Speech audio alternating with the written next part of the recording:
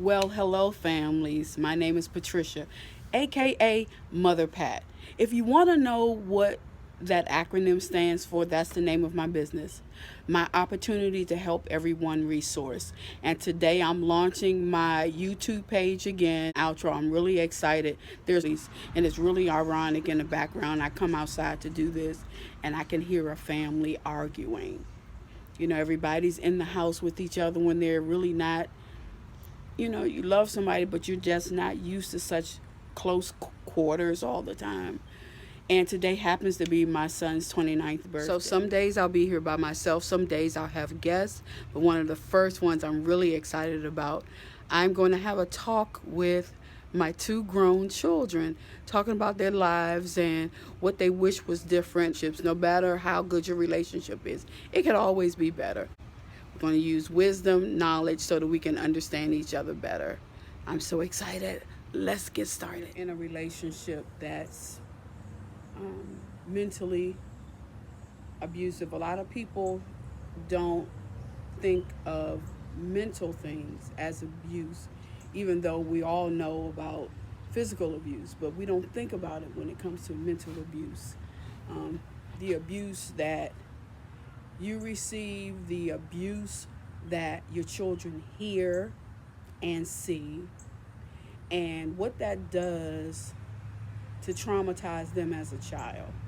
I don't know if you've heard of something called ACEs, but it talks about things that children can experience, and through those experiences, it scars them, so they're left to deal with and try to unpack things that they should never have been exposed to. So I think we're going to start there. And I'm going to start by telling you a story about myself. And that'll kind of help you understand why I feel the need to have this page, why I feel the need to empower parents. Because as a child, I always had this thought, why do parents do what they do? I loved my mother and father. I took care of them as they aged and they needed me.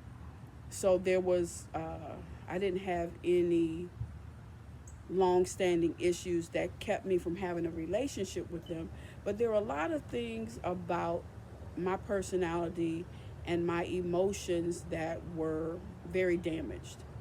And I could talk about myself. I was a very damaged person emotionally, very damaged.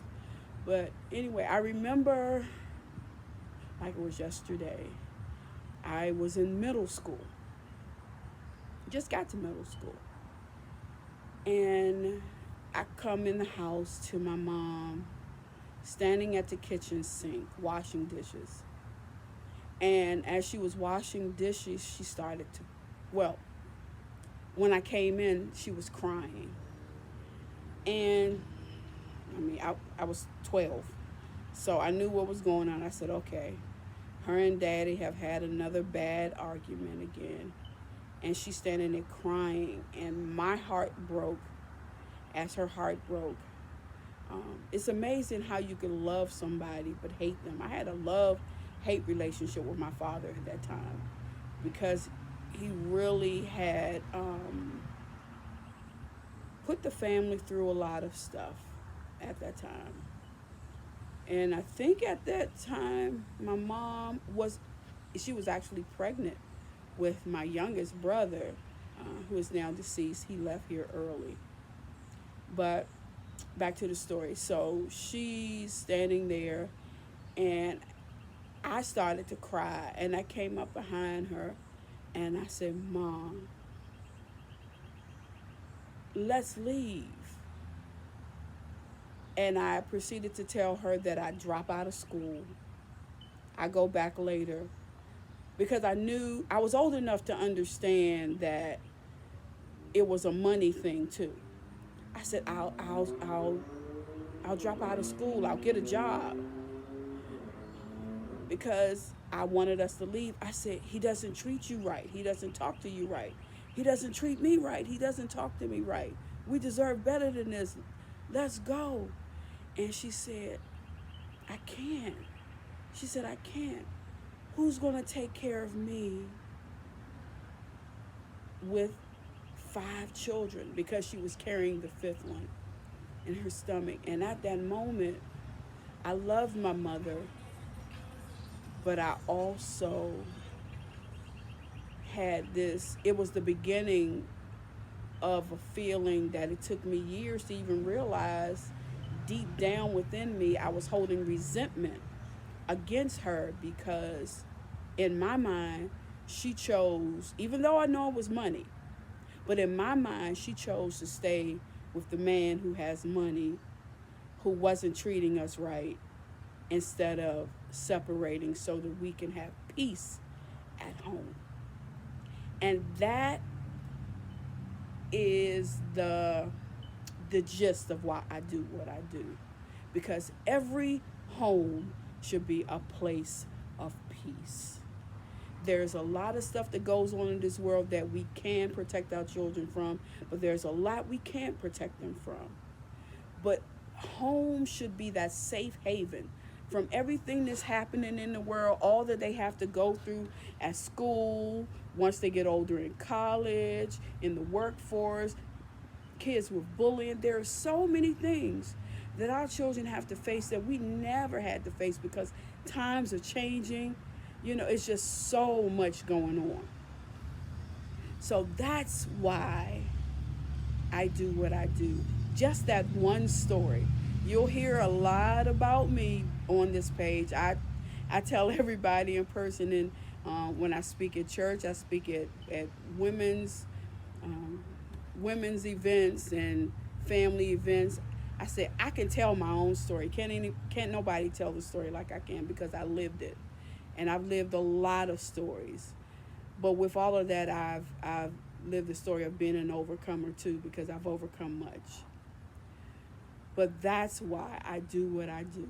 I want our households to be peaceful, for us to learn how to communicate. Most families that argue and things like that, they pick it up. You learn from the parents before you. If your parents did not know how to communicate and they hollered and screamed at each other, what do you think you're going to do? You're going to holler and scream at the person you say you love when you're mad, when you don't know how to communicate correctly. I'm not saying that you're never going to get mad. No, you're going to get mad. You're going to want to call him everything but a good name. But you don't do that in front of your child. In front of your child. There are so many studies and scientific data facts on all of what I'm saying. I'm not a scientist. I don't have a medical degree. I don't have a sociology degree. I don't have any of those degrees, but I have the degree from the School of Hard Knocks in life. So because I have experienced much and overcome much and went through years of therapy and taken some classes too, but anyway.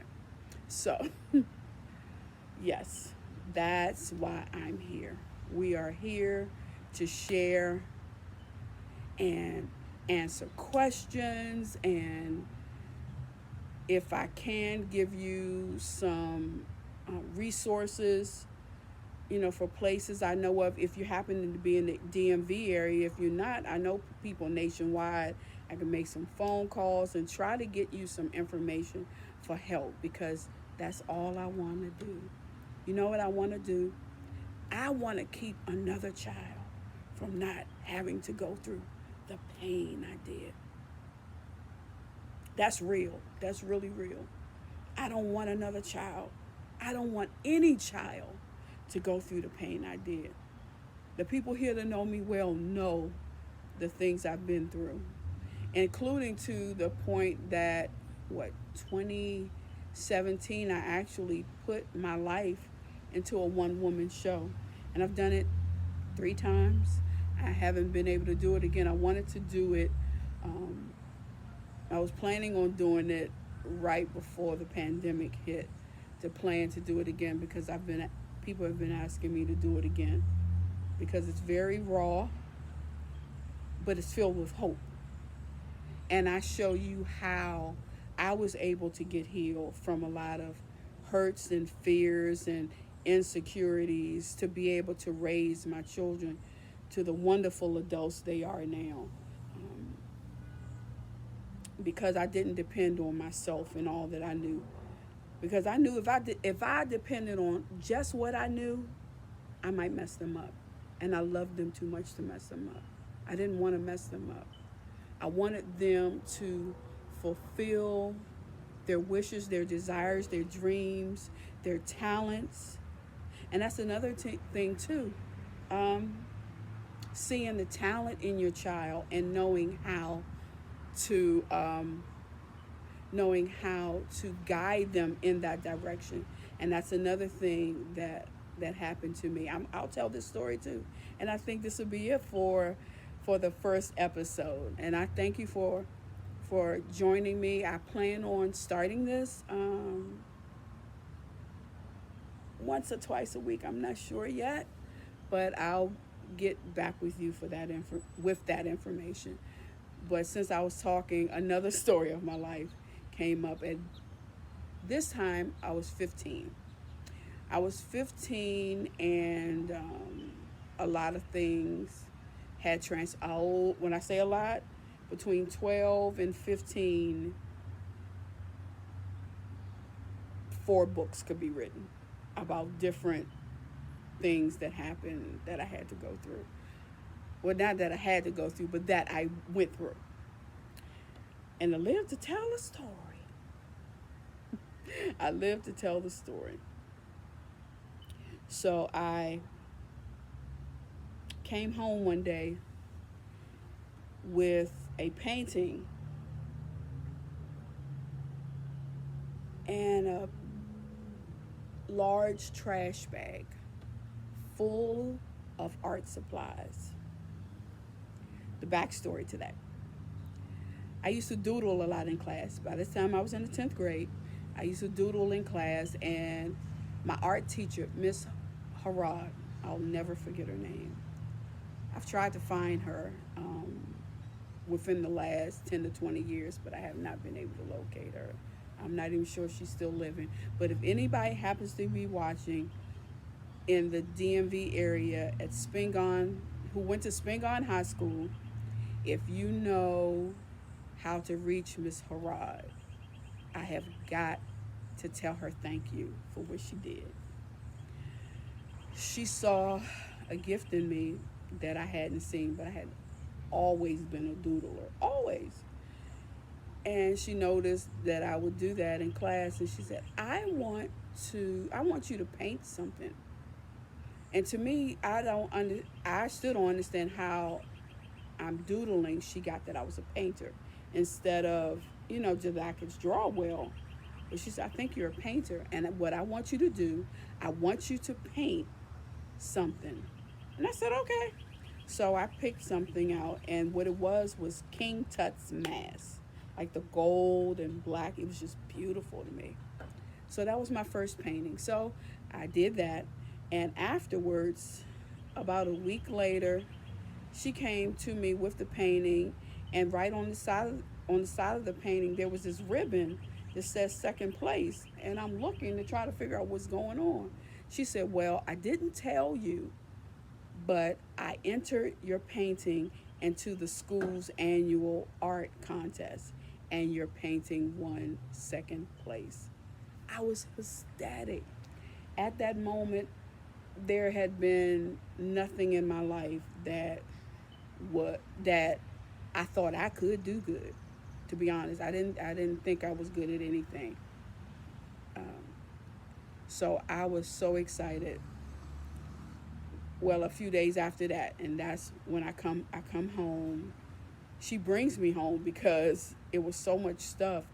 She said, "You can't get on the bus to get home from school with this. I'm gonna drive you home. Is that okay?" I'm like, "Thank you, yes." So she drove me home. I get out, and I'm excited. I'm running all the way up the stairs to the house, And I come in, and my mother sees this huge bag. She's like, "What is that?" So I start taking the stuff out. I said, "It's art supplies. My art teacher bought it for me." And, I went through this spiel, and I'm so happy. And she looked back, and she's like, "Oh, we don't have any room for that. You got to get rid of that." It was just like I had this big helium balloon, and somebody just popped it. And I said, "Okay." Because I was that kind of child. I wasn't going to talk back. I wasn't going to argue with my mom. So that's what I did. She said, "You got to get rid of it." So I got rid of it. And from that point on, I never painted again for almost 40 years. Almost 40 years. I think it was 38 to be exact. 38 to be exact. I started painting again in 2014, just 6 years ago. I never had any type of painting class or anything. I'm going to share later on as you get to know me and know why I do what I do, and we build this relationship. I'll show you some of my paintings. Oh, I heard somebody. I thought that was my daughter coming home calling me, but that was somebody else saying "Mom." Anyway, so I did not paint again until then. And I share that story just to say, as a parent, we don't want to be the one that gets in the way of something something they were born to do. Everybody is born to do something. Your child is not just born because y'all two decided to get together. There is something in the world, because there's something in the world we're supposed to do. And with everything that I've gone through, this is what I'm supposed to do. I'm supposed to share to keep others from having to go through that. If you see somebody else fall off a cliff, it would be a nice thing for somebody to come and say, "Hey, don't go that way because you will fall off the cliff." So that's what this YouTube page is, to keep you from falling off the cliff, to give you just some insights, some wisdoms, so that we can do better. Okay? I thank you. I thank you for being here with me today. Please don't forget to subscribe. Please don't. And share it with your friends. Everybody knows somebody who's a parent. And if we as the parents get the skills we need, whether it's communication, whether it's nurturing, whatever it is, if we get what it is we need, then we can pass it on to our children, and each generation gets better and better and better. And I thank you for being with me this evening. I am excited about this new venture I'm on and how it's just spreading. Okay, that's a mosquito. The mosquito's gonna try to run me in the house, and it's really gonna work. It really is, because I don't like getting bit up. All right. Yeah. You can do this. You can get what it is you need, whatever it is you need to make the job easier, better. You can do this. We can do this together. Let's grow. And you know what? I want this page to help create an army of parents. With this page, we're going to create an army of parents that your children are going to turn out so well. People are going to come to you and ask, "What did you do for your children to turn out like that?" Now, wouldn't that be a wonderful thing for society?